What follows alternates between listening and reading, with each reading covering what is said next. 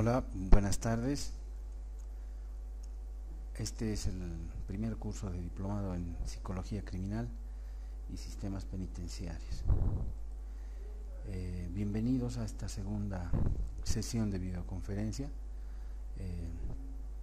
Hoy vamos a desarrollar en el contexto de lo que es el primer módulo de introducción a la criminología, la unidad 1 que está en los contenidos que ustedes han recibido a través de la plataforma del curso, de la plataforma virtual.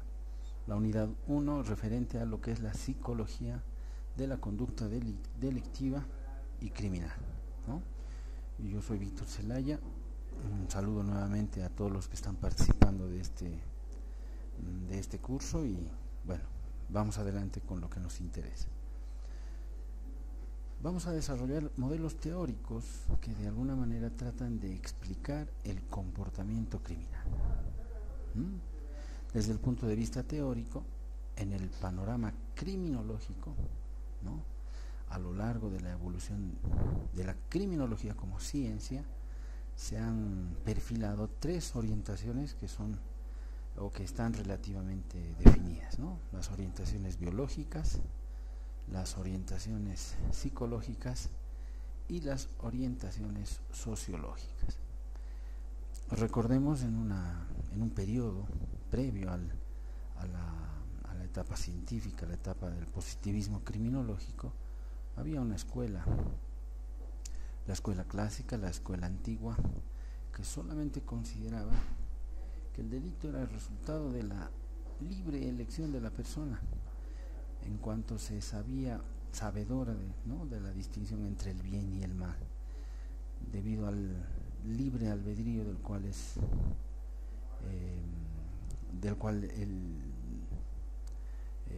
que lo caracteriza, ¿no? Entonces él, en un momento dado, es capaz de distinguir entre el bien y el mal y hacer la elección correspondiente.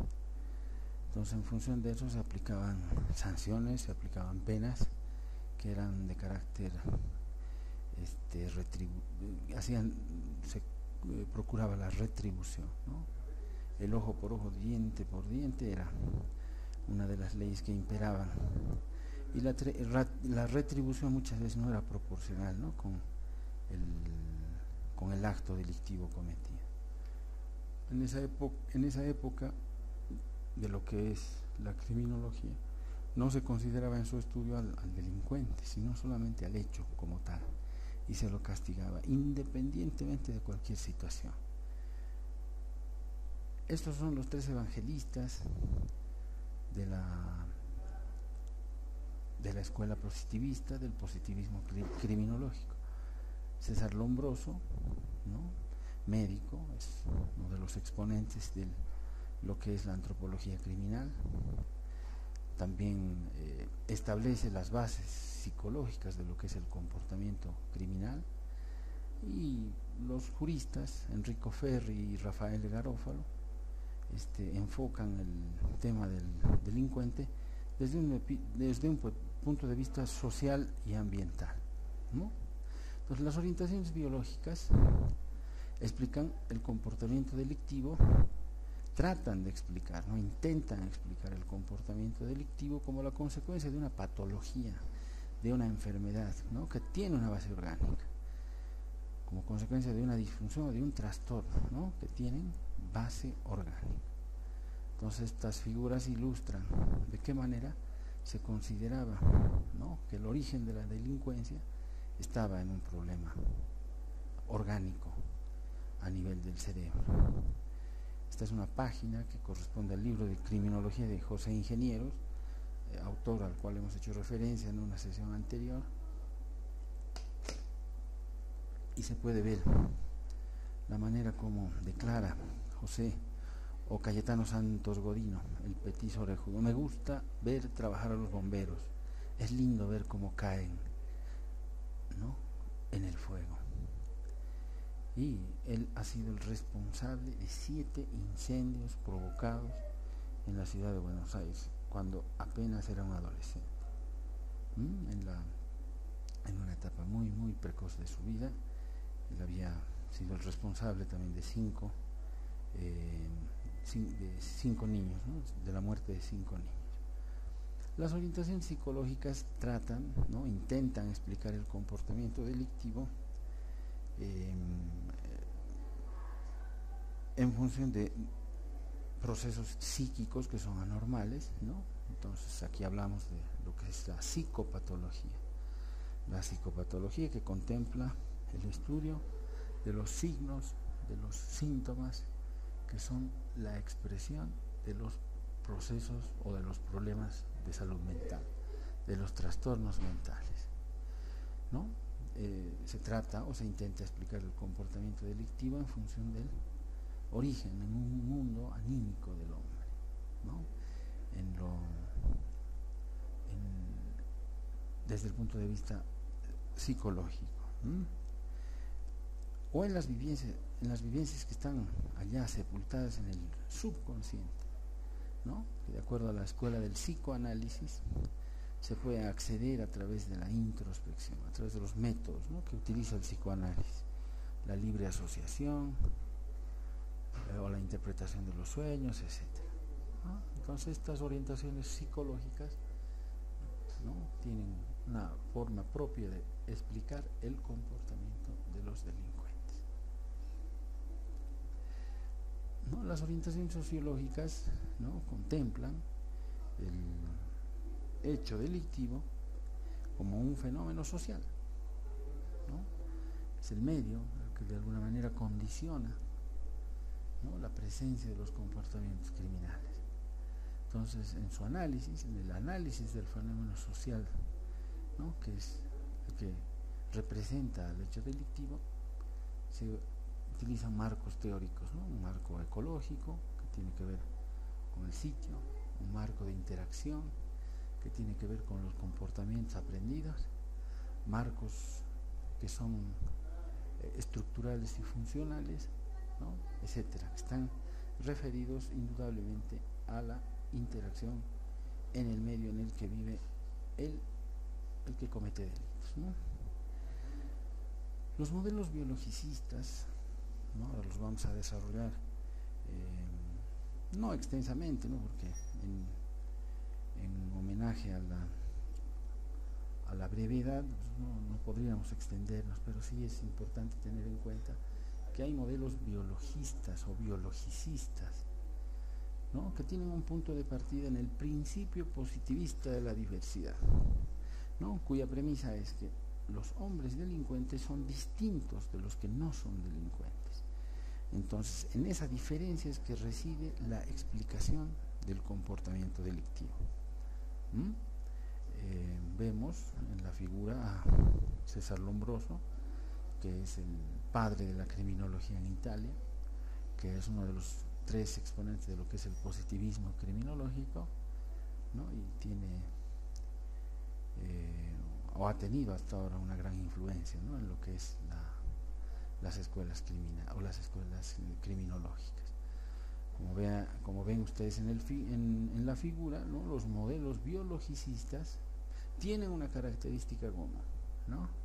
Que es buscar trastornos, buscar patología, buscar disfunciones, buscar anormalidades desde el punto de vista biológico que expliquen la presencia de los comportamientos delictivos, ¿sí? Entonces, desde ese punto de vista, los modelos biologistas, ¿no? Reciben el aporte, ¿no?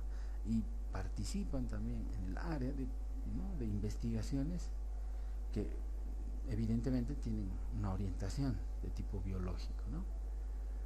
La antropometría, apreciemos nuevamente la figura, la antropometría, la antropología, ¿no? Que contribuye a este marco, a este cuerpo teórico, ¿no? De lo que es el modelo biologista. La biotipología, recordemos, hay los biotipos, ¿no? O los tipos constitucionales, de los cuales se hace una correlación en cuanto a su presencia con la predisposición a tener determinado tipo de trastorno, de problema mental, De ahí se hacen ese tipo de correlatos de tipo inductivo, ¿no? Y se establece esta relación, ¿no? Que puede haber con algún tipo de disfunción, con algún tipo de anomalía. La moderna neurofisiología, ¿no? Intenta explicar los comportamientos criminales en función de las alteraciones que se pueden presentar en determinadas estructuras a nivel del cerebro, en la corteza prefrontal, en el hipocampo, en la amígdala, ¿no? Alteraciones de tipo anatómico que indudablemente se correlacionan con la presencia de comportamientos criminales. El funcionamiento del sistema nervioso autónomo también es estudiado en cuanto a su asociación con los comportamientos delictivos. Endocrinología, bioquímica, sociobiología, genética criminal son áreas, ¿no? Y que hacen un aporte a la investigación criminológica desde el punto de vista biológico. Reiteramos, los modelos psicologicistas explican los comportamientos delictivos en función de procesos psíquicos anormales, ¿no? En función de procesos psíquicos patológicos.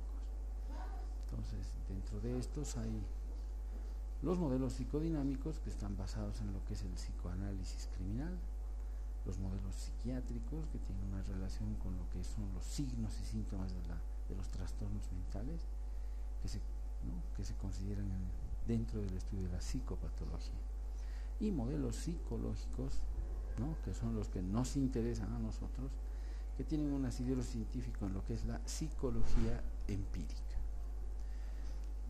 Reiteramos más bien, los modelos psicodinámicos, ¿no? Están referidos a lo que es el psicoanálisis criminal. Recordemos, Sigmund Freud estudia la mente a través de un método que es el psicoanálisis, estableciendo en las diversas tópicas, ¿no? Que tiene la evolución de la teoría, las instancias en las que se divide el aparato psíquico, ¿no? El yo, el ello y el superior. El yo representa a la parte consciente de lo que es la persona humana. El ello es donde están concentrados los instintos, ya sea de agresividad o de sexualidad, y el superior es aquella instancia que ha introyectado las normas, los valores, la ética, ¿no? Que de alguna manera regula, ¿no? La expresión del ello en la conducta, en el comportamiento de las personas. Entonces habla de que el crimen es un comportamiento funcional de orden simbólico, ¿no? Es la expresión de conflictos psíquicos que están allá, en el lugar, en la parcela del inconsciente.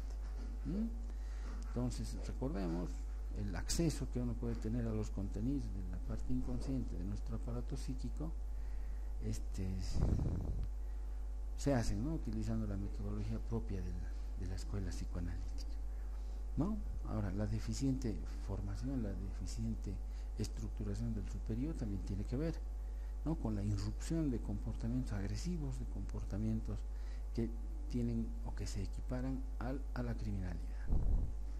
Los modelos psiquiátricos, recordemos, ¿no? Explican el comportamiento delictivo en función de la presencia de un trastorno o de una disfunción de orden mental, ¿no? La expresión de un trastorno de la personalidad, ¿no? Es decir, un problema de patología, de enfermedad. La psiquiatría delimita el concepto de lo que es un trastorno mental y las manifestaciones propias del trastorno mental. Recordemos, el término trastorno hace referencia a que la presencia, ¿no? de un síntoma o de un cuadro clínico determinado, cuando genera malestar subjetivo y repercute en las áreas, en todas las áreas de despliegue vital de la persona, es que adquiere la categoría, ¿no? de ser un trastorno, ¿no? Un trastorno. La depresión, por ejemplo, un síntoma, estado de ánimo deprimido, desgano, falta de capacidad de disfrute de las actividades cotidianas, que se presenta todos los días, la mayor parte de los días, durante un tiempo determinado, es lo que define, ¿no? El concepto de trastorno mental afecta las áreas de despliegue vital, ¿no? La relación con las personas, la relación con la familia, el entorno laboral, el entorno académico, ¿no? Solamente se cumplen estas condiciones, se puede hablar de un trastorno mental. No es un síntoma aislado que se presenta una vez por semana, no. Debe ser todos los días, la mayor parte del día, ¿no? Y ser desadaptativo, ¿no? Clínicamente desadaptativo, relevante, ¿no? Tener en cuenta, ¿no? Esta manifestación.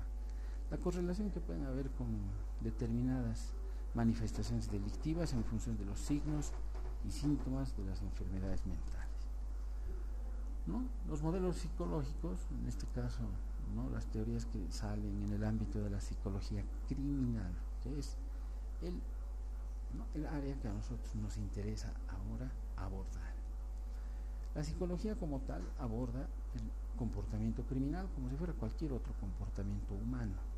La psicología, desde el punto de vista cognitivo-comportamental, estudia el comportamiento humano, ¿no? A través de la observación de este comportamiento nosotros podemos tener una conclusión racional, ¿no? Respecto a la mente, ¿no? Al funcionamiento mental de la persona a la que estamos observando. Entonces, la psicología empírica, que tiene una metodología científica propia, que se basa en la observación, en la experimentación, entonces explica, ¿no? Un proceso en el que se adquieren ciertos modelos de comportamiento. Los modelos sociológicos, ¿no? Nos permiten apreciar de que las teorías de la criminalidad, desde una escuela clásica, desde una escuela antigua, ¿no? Que pasa después por la consideración del hombre delincuente, ¿no? Como única explicación del comportamiento criminal, hasta después considerar al medio, hasta después considerar los factores psicológicos, se ha deslizado progresivamente a una suerte de sociología criminal o criminología sociológica, que concibe al crimen como un fenómeno social, ¿no? Selectiva y estrechamente unido a procesos, estructuras, a conflictos de orden social.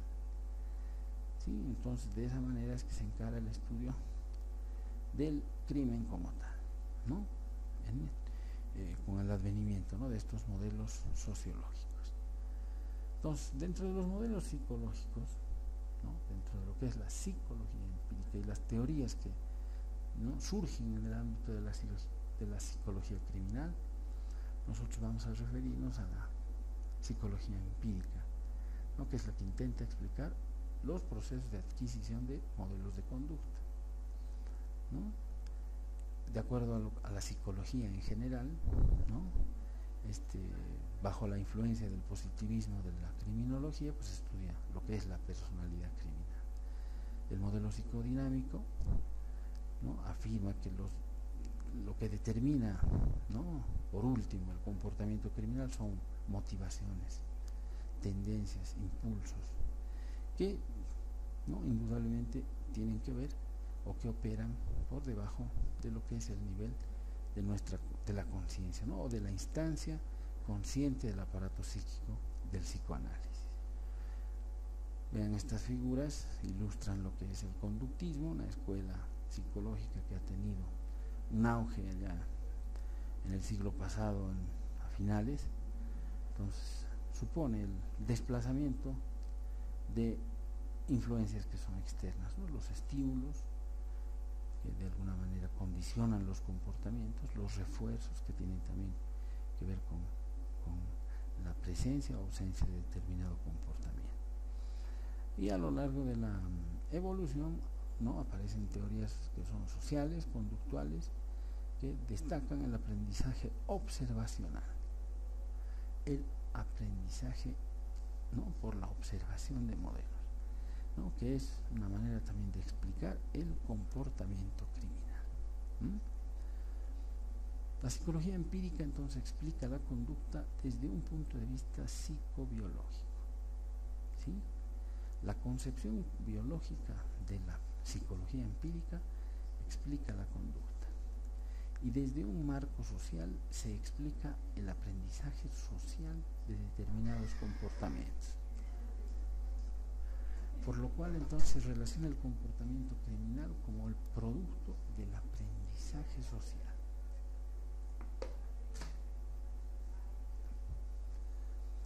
Entonces, en el marco de lo que es la psicología criminal vamos a estudiar sus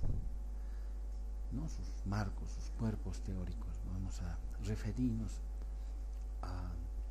en una primera instancia a las teorías que son biológico-conductuales. ¿No? Es un conjunto de construcciones teóricas, ¿no?, que no explican cómo se aprende el comportamiento criminal, ¿no? Explican más bien el por qué ciertas personas, en este caso los delincuentes, aprenden o más bien fracasan en la inhibición de comportamientos que son socialmente prohibidos, ¿no? Entonces fracasan en la inhibición eficaz de estos comportamientos prohibidos, ¿no? Y el resto de los ciudadanos indudablemente ha aprendido a evitar este tipo de comportamiento. Entonces estas teorías, ¿no?, afirman que la conducta aprendida por la observación, ¿no?, se mide en la consecuencia de nuestros actos. La asociación de estímulos, ¿no?, de acuerdo a este modelo biológico, ¿no?, determina que el comportamiento de las personas se convierta en algo importante para la adopción de conductas. Muy bien, entonces el premio frente al castigo. En este entendido, los delincuentes no han desarrollado este modelo biológico, ¿no?, este modelo de temor anticipado, ¿no?, el temor al castigo, que de alguna manera explica la persistencia de determinados comportamientos. La parte más importante del marco, del cuerpo teórico de las teorías biológico-conductuales es que tienen un planteamiento de corrección. A través de técnicas que modifican la conducta, puede conseguirse enseñar habilidades, ¿no?, de las que el delincuente carece, ¿no? A través, ¿no?, de las soluciones, de técnicas de modificación de conducta, se pueden suplir las carencias, ¿no?, que tiene el delincuente para que él consolide la relación que hay entre miedo y castigo y de alguna manera pueda consolidarse la inhibición eficaz de los comportamientos que son socialmente prohibidos. El estudio, ¿no?, que hacen estas teorías biológicas o biológico-conductuales en el ámbito de la psicología criminal se basan en un sistema de economía de fichas. Entonces el trabajo se realiza con un grupo de adolescentes que están reinstalados en hogares que son paralelos, ¿no? Cuando se aprecia que se han cumplido los objetivos que se han delineado, se otorga un premio en función de los gustos que tienen, en función de las expectativas que tienen los adolescentes. Si no se han cumplido los objetivos, entonces se aplica una sanción y se restringen las actividades que más, ¿no?, les agradan a estos jóvenes. Entonces, de ahí es que salen las concepciones que tiene el modelo de aprendizaje social, ¿no? Entonces, o más bien el modelo biológico-conductual, ¿no? Ahora tenemos los modelos que son socioconductuales, ¿no?, el aprendizaje social del comportamiento. Entonces, estos, en oposición a los primeros, sí intentan explicar cómo se hace, cómo se explica o cómo se aprende el comportamiento criminal, ¿no? Parten de la premisa de que la adquisición de pautas y modelos criminales se lleva a cabo a través de un proceso de aprendizaje, ¿no?, que a nivel o que a lo largo de la evolución, ¿no?, se apoya, descansa en la observación y la imitación de comportamientos delictivos de otras personas, ¿no? Entonces, el aprendizaje observacional es el que determina la adquisición de las pautas y de los modelos criminales. Entonces, el crimen se aprende y es una respuesta normal a situaciones y experiencias vitales de las personas. Entonces, dentro de este modelo se afirma de que el hombre no nace delincuente, ¿no?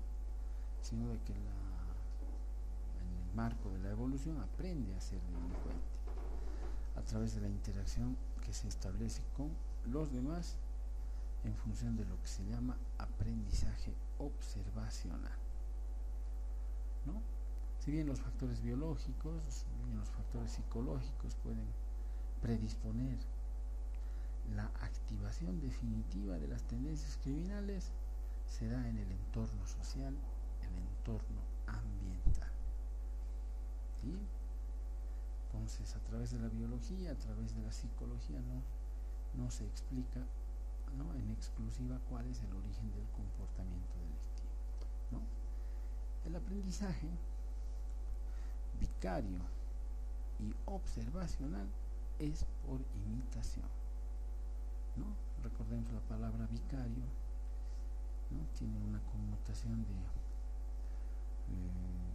de sinonimia, ¿no?, con lo que es supletorio, con lo que es de alguna manera se encarga de la función de otro. Entonces, el aprendizaje vicario es por imitación, por observar el comportamiento de los demás, ¿no? Entonces, el comportamiento va a ser el resultado de la interacción del delincuente con el entorno, ¿no? Y el entorno, al ser un referente inadecuado, determinará el aprendizaje social de pautas y modelos de comportamiento criminal. En lo que es el aprendizaje vicario, ¿no?, dentro del modelo socioconductual se manejan otros dos conceptos, ¿no? Un refuerzo vicario, por ejemplo, el efecto que puede tener, el efecto disuasivo, ¿no?, disuasorio de lo que es la aplicación de la pena, ¿no? Y el castigo, que es el cumplimiento de la pena. Entonces, cuando alguien observa que alguien, ¿no?, cuando una persona observa que a otra persona es castigado por un delito, el ejemplo que da la pena provoca un refuerzo, ¿no?, un efecto disuasorio, lo que es la pena. Un refuerzo inhibitorio por temor a ser castigado como lo fue esa misma persona, ¿no? Finalmente, dentro de lo que son los modelos psicológicos,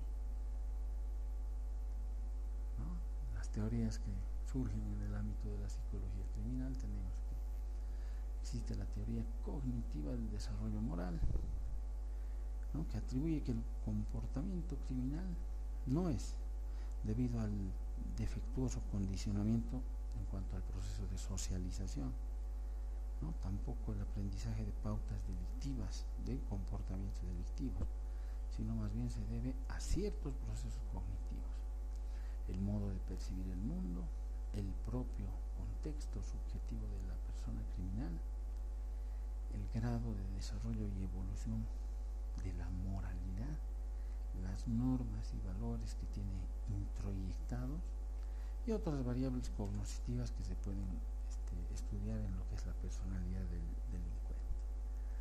La teoría cognitiva del desarrollo de la moralidad. Colbert, ¿no?, siguiendo a uno de los exponentes de esta teoría, que es Piaget, considera que hay tres grandes estadios en el proceso de razonamiento moral del individuo, ¿no? Entonces, se forma el razonamiento moral, ¿sí? Esto determina, ¿no?, un constructo que todos conocemos, lo que se denomina madurez. Pues la madurez estaría en relación con este proceso de formación del razonamiento moral, ¿sí? Hay una etapa premoral, hay una etapa convencional y la etapa de la moralidad autónoma. De lo que es la teoría cognitiva del desarrollo de la moralidad, uno de los componentes, ¿no?, de lo que es el tema de la maduración, tenemos una etapa premoral. ¿no? En la etapa premoral lo que se tiene en cuenta es la búsqueda de gratificación inmediata. El sujeto lo único que trata de evitar es el castigo, ¿no? En aras de lo que es la obtención, ¿no? De la gratificación de manera inmediata. La etapa premoral, recordemos, coincide con la infancia, ¿sí? Hay una etapa convencional, ¿no? En la cual el individuo se conforma, ¿no? Solamente acatando de una manera formal las reglas y el respeto a la autoridad. Entonces, dentro del comportamiento se adquieren patrones, ¿no? Se adquieren moldes de acatamiento formal de las normas. Y el castigo es el refuerzo, ¿no? El castigo es el refuerzo que puede llegar a modificar, ¿no? Y si no existe, puede llegar a perpetuar puede llegarse a perpetuar un determinado comportamiento. En este caso, un comportamiento criminal. Hay un freno, ¿no? Que permite que las personas asociemos lo que está bien de lo que está mal. Y ese freno principalmente está representado por lo que es el temor al castigo.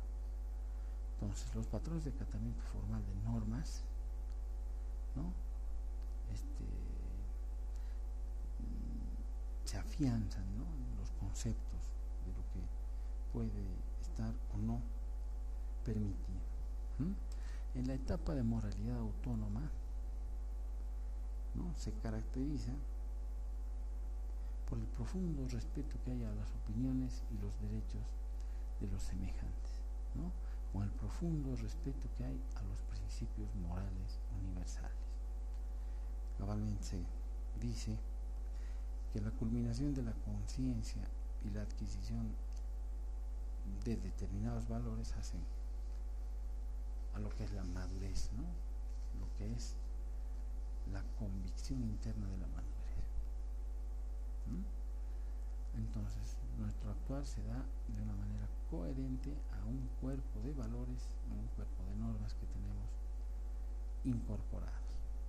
Desde el punto de vista criminológico, entonces, el individuo no tendría interiorizados ese cúmulo de valores, por lo que la tendencia es a comportarse de manera inadaptada.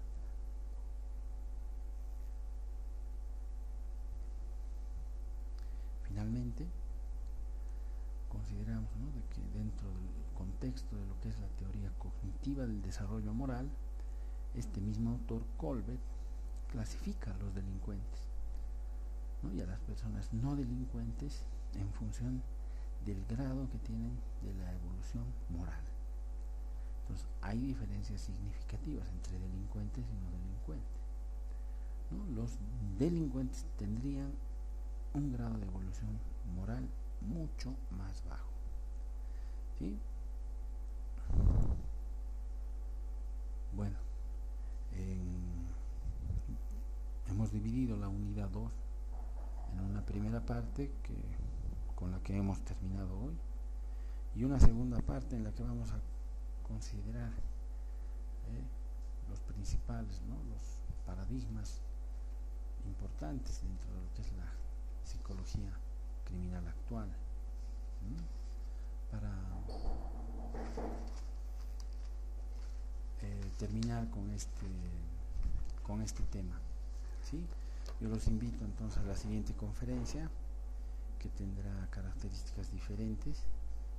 Los invito a participar de los foros. Agradezco las respuestas, agradezco la predisposición, el interés que se ha mostrado en el desarrollo de este curso. Así que los invito nuevamente a participar del foro. Tenemos un fin de semana que puede ser muy productivo, de comunicación permanente. Cualquier duda, cualquier consulta, cualquier requerimiento, pues estoy a disposición de ustedes. Bueno, finalizando entonces con un saludo cordial y nos vemos en la siguiente sesión. Muchas gracias. Buenas tardes.